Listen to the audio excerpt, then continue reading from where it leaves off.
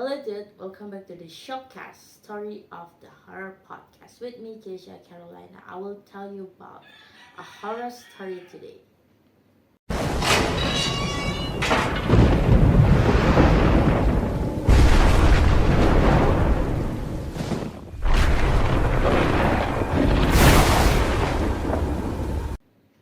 So, I have a friend. Her name is Julie.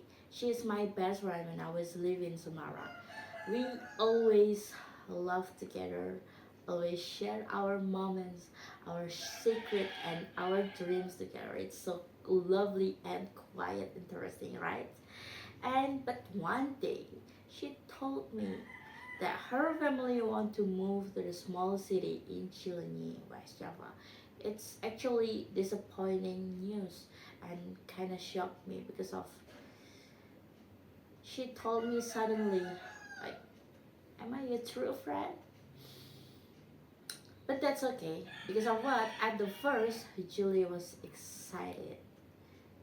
It will be peaceful there, she said. And she imagined waking up to the sound of birds, breathing the fresh air, and living far away from the noisy city, not like Samara, right? Uh, but when she arrived, she quickly realized that the reality is very, very different. Why it's different? Because her new house was old and creaky. The wooden floor groaned every time someone stepped on it. The paint on wall also was peeling, and some windows had cracks that let the wind blow through at night. Oh, it's very old house. Yeah, and then behind the house stood the tall bamboo forest. In the daytime, it looks mysterious, right? But at the night, it looked terrifying. Why it's terrifying? Like a sea of shadows that move with the wind. It's so mysterious, Julie. I don't think I wanna move to that place. And then the villagers were kind, but they often gave strange warning to Julie.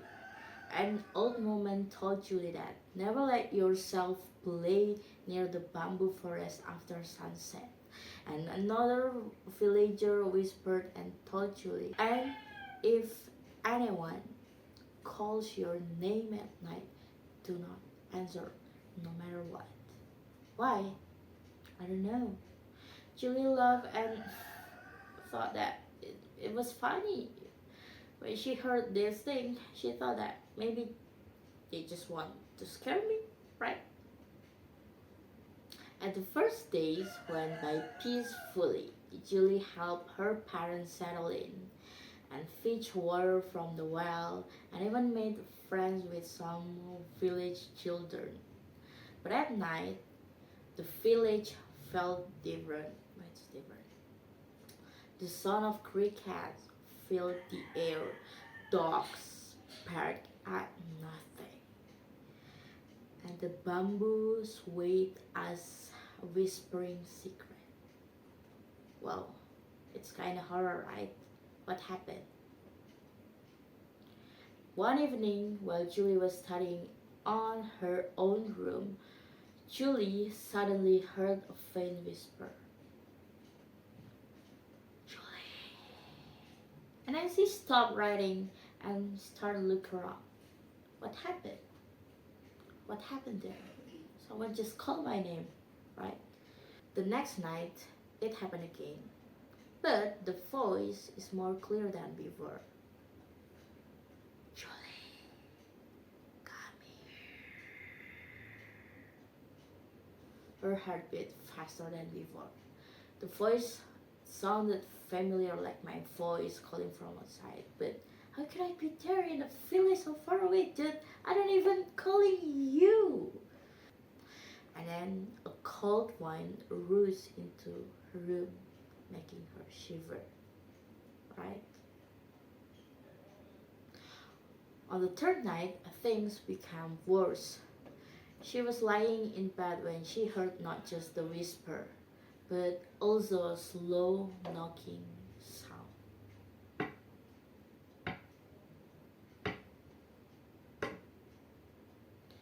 Her body froze suddenly. With trembling hands, she pulled the curtain. There, outside the window, between the bamboo trees, stood a pale figure of a girl. The figure smiled and raised its hands, waving.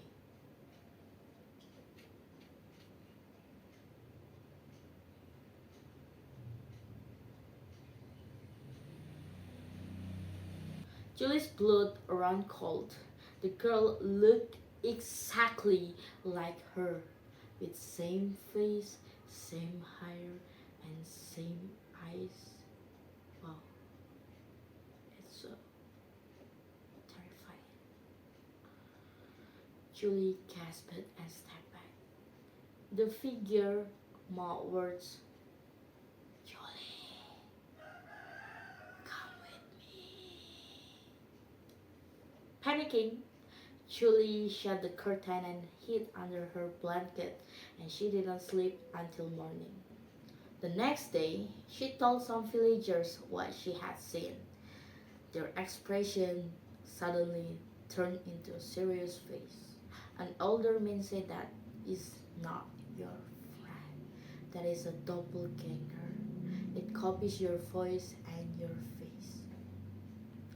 It tries to trick newcomers into following it into the forest. If you follow, you will never come back, Julie. Julie felt fear deep inside her chest, but also regret. She had laughed at their warning before. Now, she knew the danger was real. That night, the voices returned, but this time it was louder and angrier. Julie, open the window! Julie covered her ears and prayed, tears streaming down her face. She refused to move. She refused to answer. The knocking went on and on, until suddenly it stopped.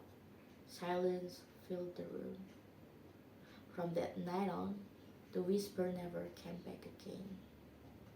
And finally, Julie realized and understood that the villagers' wisdom was not just superstition. Their words were warning passed down to protect her.